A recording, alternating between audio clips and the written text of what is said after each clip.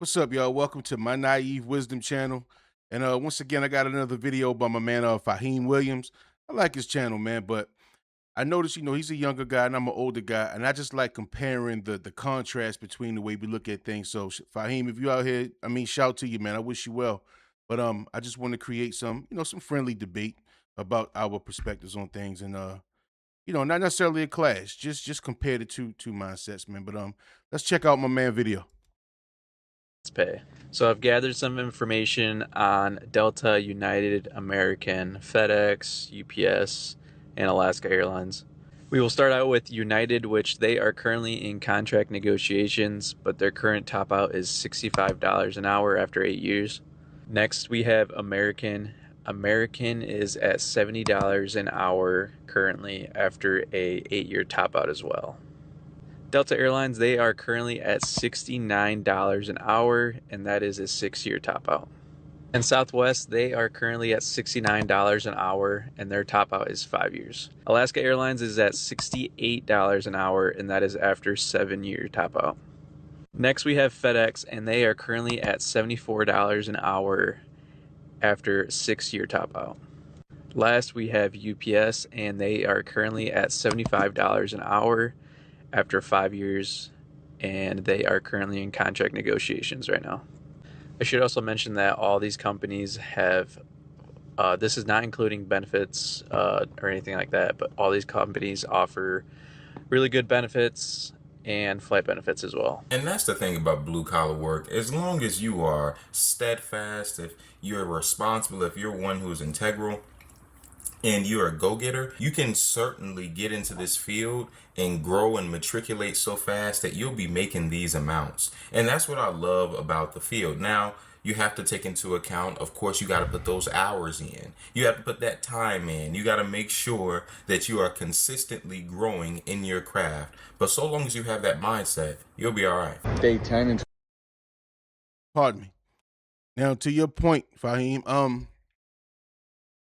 I think it's only a matter of time where your body's going to give out. As long as you're doing this with the goal, now I will say I see a lot of my friends or whatever, they work these jobs and they subscribe to the notion that you have to work until you're 67. And you're like, well, who subscribes to that? If you're making $60, $70 an hour, clearly money is a tool. You're in theory, you shouldn't be check to check. You should be trying to acquire something because, to your point, you want your time back. You don't want to work your whole life away and be walking around with the question mark back where you didn't work yourself into a hole. So I agree, you know what I mean? But hey, while you're young, you got to get it how you got to get it, man. trying to make $100,000 in 90 days. Yeah, day 10. Anyways, so we dropped off that load that we had yesterday. That was $1,400. That's right there. We got a F-150 from the auction, and we got a pump. This pump is paying $2,500. This is paying, I want to say, $1,100, something like that. I'll pull up the Raycons for you guys here and here. This was a quick hack, by the way. If you guys do fill up at Love's, make sure you guys read, right?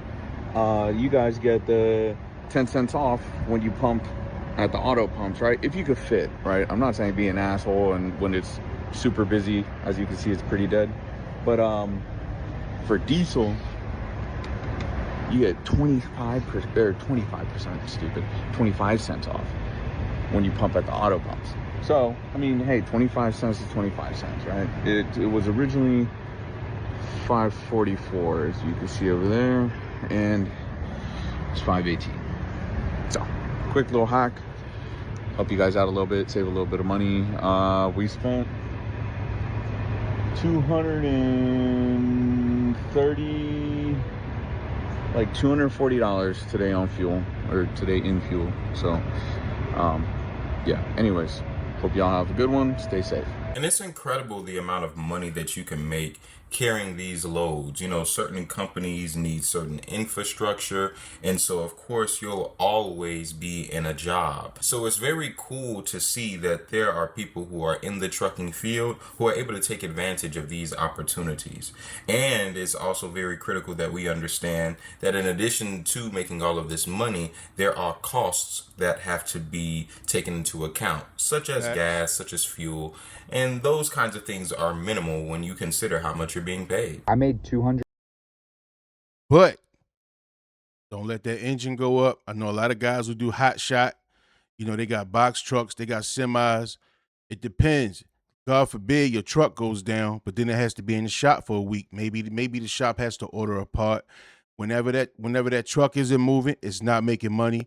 God forbid you have a load on the back that has to make it somewhere. So you have to try to scramble to find something to rent to get it to the place while your truck is still in the shop. I mean, so yes, you make a lot of money, but depending on your priorities, you definitely got to save, bro. Because I promise you, that money sound good in that one clip, but you can lose it all in the week, and you can find yourself in the red. $140,000 last year, and all I really have is a high school diploma. I didn't start a tech company, I didn't become a doctor, and I don't have hundreds of thousands of dollars in student loan debt. I went through a union apprenticeship and became an IBEW journeyman electrician. Yes, last year I made $240,000, and I'm on track to clear $200,000 this year as well. My contractor also contributed over $18,000 into my annuity. I have health care, I have a pension, and I get yearly raises that are negotiated through collective bargaining. And most young people have no idea that this opportunity exists. Nobody talked about it in my high school. To the young men and women trying to figure life out, looking for a career, the trades deserve a serious look. Not everybody needs college, and that's no hate towards a higher education. But young people deserve to know all of their options. Because at the end of the day, somebody has to build America, and the trades are a damn good path. And at the rate we're moving now, the next generation of electricians are all going to retire millionaires. This is a great trade to get into. And as somebody who advocates for college, as somebody who advocates for going to college to get a profitable degree, I am in complete agreement with him. The optionality of going the trade route is not something that's talked about nearly enough. And it's because there is certainly a pipeline from high school to university that these institutions are incentivized to promote. They want to make money off of that debt and off of those interest rates. And so you have Right. to think about who's gaming you and who's trying to take advantage of your dollars. Now, that isn't to say that being a tradesman is for everybody. Of course, the trades involve heavy lifting, long hours, getting your hands dirty, and not sitting behind a desk. And so you have to determine for yourself what path is for you and what road that you wish to go down. Because the last thing that you want to do is engage in any craft, in any discipline, and realize that it's unfulfilling and it's not the path that is right for your mentality. How long would it take? Fahim, you made a great point, and I'm glad you said that because I actually worked for the railroad for a little stint. Paid 110 grand. On paper sounds great, but it wasn't for me. You got to be true to yourself. I'm sure the electrician guy sounds great. Everything sounds good on the outside, but are you willing to climb a sky rise? You know, he's not giving you the insides. Don't get me wrong, not saying he's lying or hiding information, but I'm sure once you get into that job and you got to climb something that's 50 feet off the ground, you got on a 60-pound tool belt or whatever the case, it's like, no, you got to be cut from a certain cloth to do a lot of these jobs. You know what I mean? As well as you have to be cut from a certain cloth to do white collar work. I mean, like you say, some people love the computer sitting behind a desk, air tempered room. Some people hate it.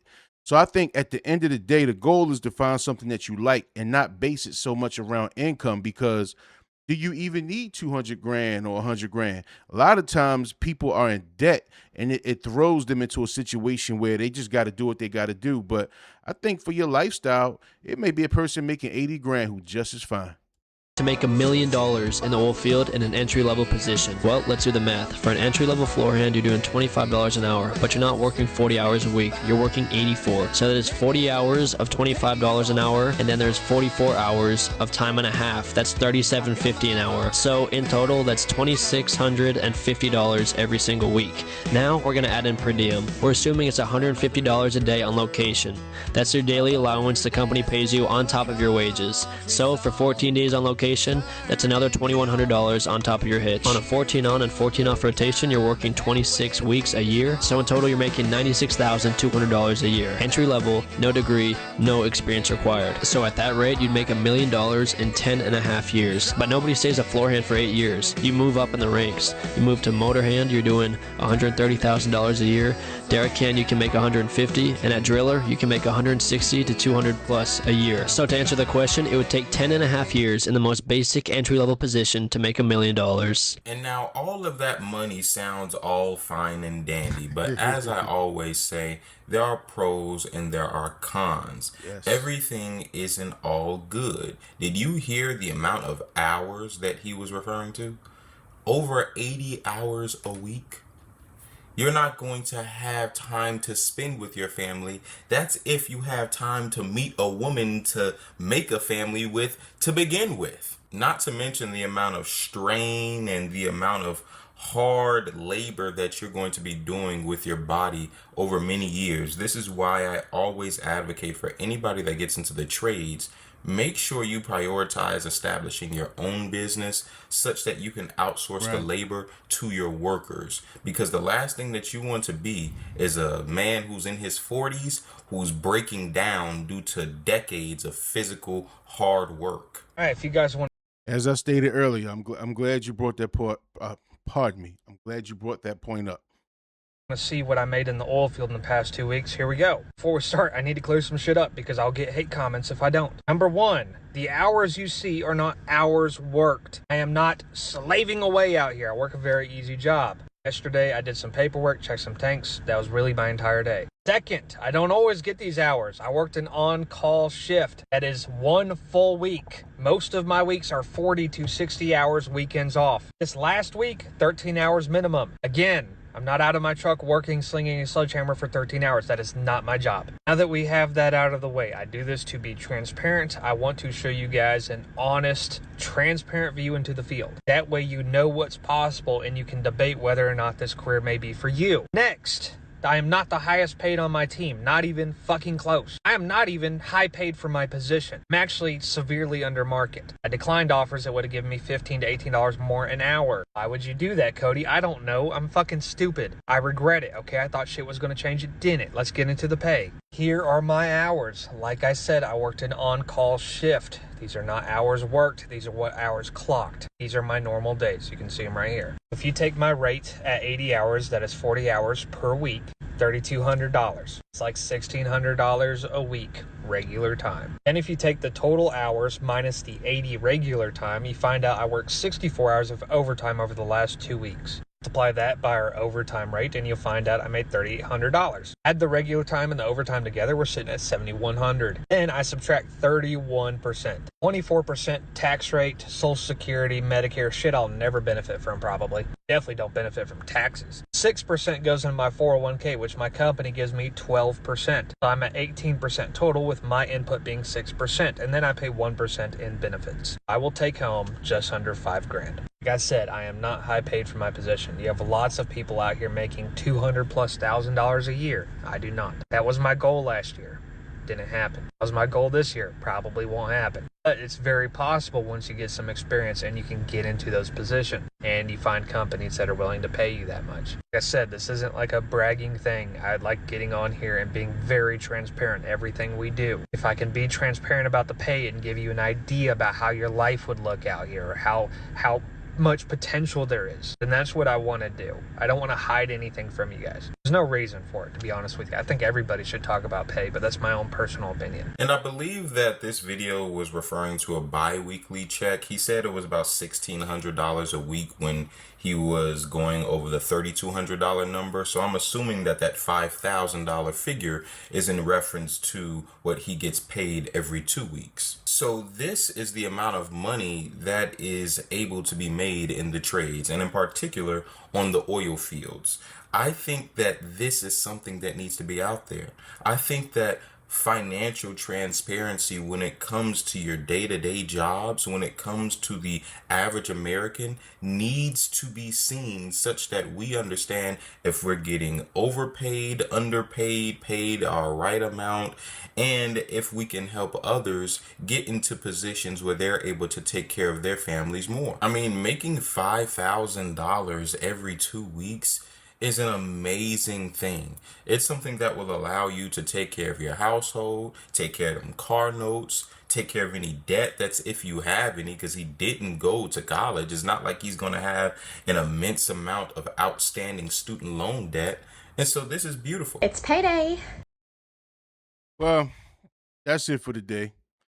Once again, Fahim, man, appreciate your videos, man. It's you give a lot of insight because we live in a world where everybody either wants to be a rapper, go to college, or be a streamer or whatever. And you're showing that there's still a lot of other career options out there. So I do appreciate you being a young man, and I appreciate you exploring these options, man. So much respect. Would like to even talk to you soon. But until next time, see y'all next video.